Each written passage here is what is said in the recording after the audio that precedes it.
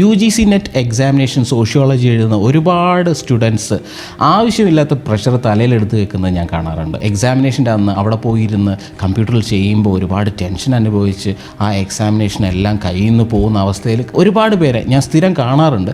അപ്പോൾ ഇവരോടൊക്കെ ഞാൻ പറയുകയാണ്, നമ്മൾ പഠിച്ചാൽ മാത്രം പോരാ, ആ അറിവുകൾ കൃത്യമായിട്ട് ഓർഡർ ചെയ്ത് സൂക്ഷിക്കാനും ഒരു സ്ട്രാറ്റജി ഉണ്ടാക്കി അത് നമ്മുടെ മനസ്സിൽ ഉറപ്പിക്കാനും അത് എക്സാമിനേഷൻ ഡേയിൽ വളരെ റിലാക്സ്ഡ് ആയിട്ടുള്ള ഒരു മൈൻഡോട് കൂടി അവിടെ പോയി കമ്പ്യൂട്ടറിന് മുമ്പിൽ ഇരുന്ന് എക്സിക്യൂട്ട് ചെയ്യാനും പറ്റിയാലേ നമുക്ക് ഈ എക്സാം ക്രാക്ക് ചെയ്യാൻ പറ്റുള്ളൂ. അപ്പം ഇത്രയൊക്കെ പറയുമ്പോൾ നിങ്ങൾ വിചാരിക്കരുത് ഇത് എന്തൊരു വലിയൊരു പാടുള്ള ഒരു പ്രവൃത്തിയാണെന്ന്. ഒരിക്കലുമല്ല, നിങ്ങൾക്ക് ഓരോരുത്തർക്കും ചെയ്യാവുന്നേ ഉള്ളൂ. അപ്പോൾ അതിനൊക്കെയുള്ള ടിപ്സ്, ടെക്നീക്സ്, സ്ട്രാറ്റജിയൊക്കെയാണ് ആൽഫ്രഡ് സോഷ്യോ സർക്കിളിലൂടെ ഞാൻ നിങ്ങൾക്ക് പറഞ്ഞു തരുന്നത്. കോമ്പറ്റേറ്റീവ് എക്സാം ആയതുകൊണ്ട് തന്നെ ഈ എക്സാമിൻ്റെ പൾസ് മനസ്സിലാക്കി കൃത്യമായി സ്ട്രാറ്റജിക്കലി പഠിക്കുകയാണെങ്കിൽ ഈസി ആയിട്ട് നിങ്ങൾക്ക് ഓരോരുത്തർക്കും ഈ എക്സാമിനേഷൻ ക്രാക്ക് ചെയ്യാവുന്നതേ ഉള്ളൂ. This is Alfred socio circle. My name is Alfred. ചില സമയത്ത് നമുക്ക് ക്വസ്റ്റ്യൻസ് എത്ര ഈസി ആയിട്ട് ചെയ്യാൻ പറ്റുമെന്ന് നമുക്കൊരു എക്സാമ്പിളിലൂടെ നോക്കാം. നെറ്റ് എക്സാമിനേഷനിൽ തന്നെയുള്ളൊരു ചോദ്യമാണ്. അപ്പോൾ ചിലർ ഇങ്ങനൊരു കോളൊക്കെ പെട്ടെന്ന് പരീക്ഷയുടെ സമയത്ത് കാണുമ്പോൾ വറീഡ് ആവും. ഫസ്റ്റ് ഓഫ് ഓൾ നിങ്ങൾ വറീഡ് ആവേണ്ട ഒരു കാര്യമില്ല. കാമായിട്ടുള്ളൊരു മനസ്സ്, അവിടെ റിലാക്സ്ഡ് ആയിട്ടുള്ളൊരു മനസ്സ് വേണം. അപ്പോഴേ നിങ്ങളുടെ ബ്രെയിൻ കൃത്യമായിട്ട് പ്രവർത്തിക്കുള്ളൂ. അപ്പോൾ നമുക്ക് ഓപ്ഷൻസ് നോക്കാം. Proletariat, spirit of capitalism, division of labour, exchange.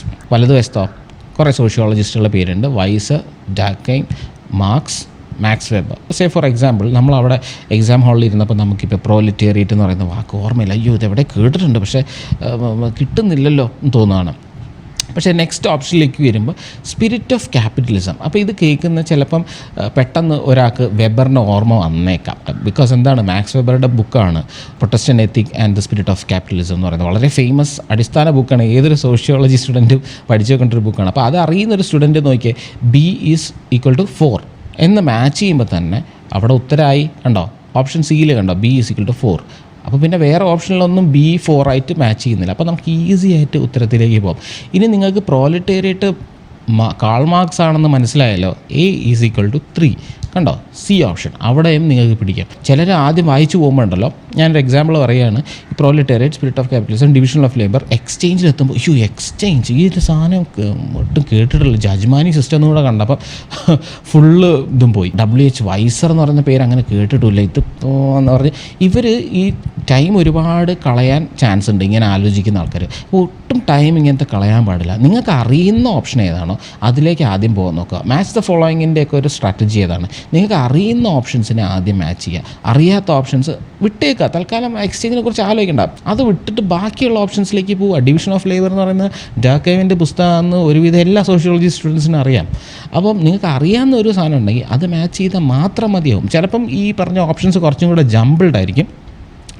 1-2 ഓപ്ഷനിലും ബിയിൽ ഞാൻ നേരത്തെ പറഞ്ഞ 4 എന്നുള്ളത് ചിലപ്പോൾ ഓപ്ഷൻ എയിലും വന്നെങ്കിൽ നമ്മൾ കുറച്ച് കൺഫ്യൂസ്ഡ് ആവും. അപ്പോൾ ഒന്നും കൂടെ സോൾവ് ചെയ്യാൻ ശ്രമിക്കുക. അടുത്ത് കിട്ടിയില്ല അടുത്തേയും കൂടെ, അങ്ങനെയാണ് പോകേണ്ടത്. അല്ലാതെ ഇപ്പം നിങ്ങൾക്ക് അറിയാത്തൊരു കാര്യം കണ്ടു കഴിഞ്ഞാൽ അതിനകത്ത് ടെൻഷൻ അടിച്ചു കഴിഞ്ഞാൽ ചിലപ്പോൾ നിങ്ങൾ സ്പിരിറ്റ് ഓഫ് ക്യാപിറ്റലിസം എന്നുള്ളത് ചിലപ്പോൾ കാൾ മാർക്സിൽ കൊണ്ടുവരെ പേസ്റ്റ് ചെയ്യും. അതുകൊണ്ട് നമുക്കിപ്പോൾ ഞാൻ ഈ പറഞ്ഞ എക്സാമ്പിളിലൂടെ മനസ്സിലായി കാണുമല്ലോ, നിങ്ങൾക്ക് അറിയുന്ന കാര്യം മാത്രം ആദ്യം ചിന്തിക്കുക. അറിയാത്ത കാര്യങ്ങളെ കണ്ടില്ല എന്ന് തന്നെ നടിക്കുക. നിങ്ങൾക്ക് അറിയുന്ന കാര്യം ചെയ്യുമ്പോൾ തന്നെ ചിലപ്പോൾ നിങ്ങൾ ഉത്തരത്തിലേക്ക് എത്തും. റിലാക്സ് ആയിട്ടുള്ളൊരു മൈൻഡ് ഉണ്ടാവുക എന്നുള്ളതാണ് നമ്മുടെ ഈ എക്സാമിലെ ഗെയിം ചേഞ്ചർ.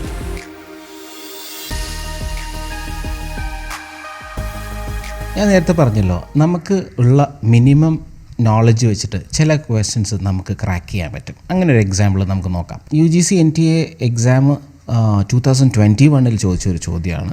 ചോദ്യം ഇങ്ങനെയാണ്: in which type of reading the reader accepts the dominant codes and conventions but may question their use in terms of his or her own experience. നമുക്ക് ഈ ക്വസ്റ്റിനെ കുറിച്ച് ഒന്നും മനസ്സിലായില്ല എന്നിരിക്കട്ടെ, നമ്മൾ ഈ പോർഷൻ പഠിച്ചിട്ടില്ല. പക്ഷേ ഞാൻ ഈ ക്വസ്റ്റ്യൻ മനസ്സിലാക്കിയപ്പോൾ ഇതിനകത്തൊരു റീഡർ ഉണ്ട്. ഈ റീഡർ വായനയുടെ സമയത്ത് ഡോമിനൻ്റ് ആയിട്ടുള്ള കോഡ്സും കൺവെൻഷൻസും ഒക്കെ അക്സെപ്റ്റ് ചെയ്യുന്നുണ്ട്. പക്ഷേ അക്സെപ്റ്റ് ചെയ്യുന്നതിൻ്റെ കൂടെ തന്നെ അദ്ദേഹം ക്വസ്റ്റ്യനും കൂടെ ചെയ്യുന്നുണ്ട് സ്വന്തം എക്സ്പീരിയൻസുകളെ വെച്ചിട്ട്. അപ്പോൾ ഇത് ഏത് ടൈപ്പ് ഓഫ് റീഡിംഗ് എന്നാണെന്ന് ചോദ്യം. 3 ഓപ്ഷൻസ് ആണുള്ളത്: ഡോമിനൻറ്റ്, നെഗോഷിയേറ്റഡ്, ഒപ്പോസിഷണൽ. ഈ 3 വാക്കുകളുടെ മീനിങ് അറിഞ്ഞാൽ തന്നെ നിങ്ങൾക്ക് ഉത്തരത്തിലേക്ക് എത്താൻ പറ്റും. എങ്ങനെയാണെന്ന് നോക്കൂ. ഈ റീഡർ അക്സെപ്റ്റ് ചെയ്യുന്നുണ്ട്. അക്സെപ്റ്റ് ചെയ്യുന്ന ഒരു ഫാക്റ്റ് ഉള്ളതുകൊണ്ട് തന്നെ ഒപ്പോസിഷണൽ എന്നുള്ള ഓപ്ഷൻ നമുക്ക് മാറ്റി വയ്ക്കാം. കാരണം ഒപ്പോസ് ചെയ്യുന്നില്ലല്ലോ, ആദ്യം തന്നെ അക്സെപ്റ്റ് ചെയ്യുന്നുണ്ടല്ലോ. അപ്പോൾ ഒപ്പോസിഷണൽ റീഡിംഗ് ആവില്ല എന്ന് നമുക്ക് ഗസ് ചെയ്യാം.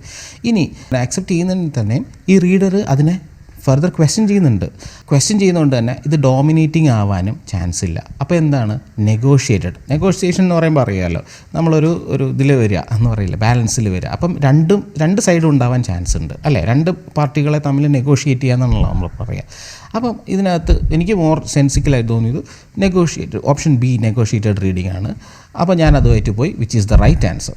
അപ്പോൾ ഞാൻ എങ്ങനെ ഈ റൈറ്റ് ആൻസറിലെത്തിയേ? എനിക്ക് ഇതിനെക്കുറിച്ച് അറിയണമെന്നൊരു നിർബന്ധമില്ല, പക്ഷേ ആ വാക്കുകളുടെ മീനിങ് മനസ്സിലാക്കാനുള്ള ഒരു ജനറൽ നോളജ് വെച്ചിട്ട് ഈസി ആയിട്ട് എനിക്ക് കറക്റ്റ് ആൻസറിലേക്ക് എത്താൻ പറ്റി.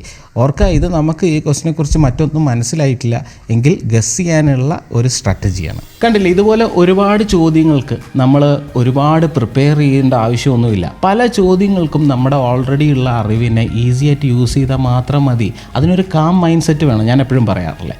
അപ്പോൾ ആ കാം മൈൻഡ് സെറ്റിലിരുന്ന് പ്രോപ്പർലി നിങ്ങളുടെ ഇൻഫർമേഷൻസിനെ ഒന്ന് എടുത്താൽ മാത്രം മതി. അതിനൊരുപാട് നോളജ് പോലും വേണ്ടാന്ന് നമ്മളിപ്പോൾ ചെയ്ത കാര്യങ്ങളോടെ നിങ്ങൾക്ക് എല്ലാവർക്കും മനസ്സിലായിട്ടുണ്ടാവുമല്ലോ.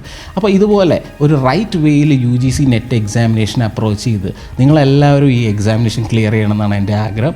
So let's all work together four UGC net examination. എൻ്റെ ഓൺലൈൻ ക്ലാസ്സസിനെ കുറിച്ചിട്ടുള്ള ഇൻഫർമേഷന് വേണ്ടിയും മറ്റ് എൻക്വയറീസിനുമായി താഴെ കൊടുത്തിരിക്കുന്ന നമ്പറിൽ നിങ്ങൾക്ക് ബന്ധപ്പെടാവുന്നതാണ്.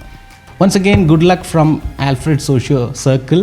My name is Alfred. See you all soon.